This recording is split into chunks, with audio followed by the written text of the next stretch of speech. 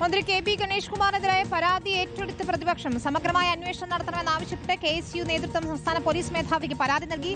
മന്ത്രിയുടെ ഭാര്യയ്ക്ക് പോലും സംസ്ഥാനത്ത് രക്ഷയില്ലെന്ന് പ്രതിപക്ഷ നേതാവ് പരിഹസിച്ചു.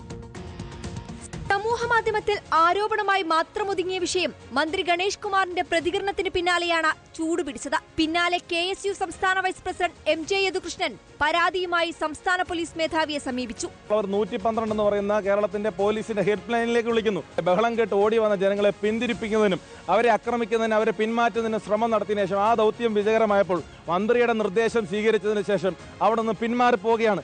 ആരോപണങ്ങൾക്കും പ്രതികരണങ്ങൾക്കുമപ്പുറം മന്ത്രിക്കെതിരെ പ്രതിഷേധം തെരുവിലേക്ക് കൂടി വ്യാപിപ്പിക്കാനാണ് പ്രതിപക്ഷത്തിന്റെ തീരുമാനം. മന്ത്രിയുടെ ഭാര്യയ്ക്ക് പോലും കിട്ടാത്ത നീതി കേരളത്തിലെ ഏത് സ്ത്രീക്കാണ് കിട്ടാൻ പോകുന്നത്? മുഖ്യമന്ത്രിയാണ് മറുപടി പറയേണ്ടത്. റിപ്പോർട്ടർ, തിരുവനന്തപുരം.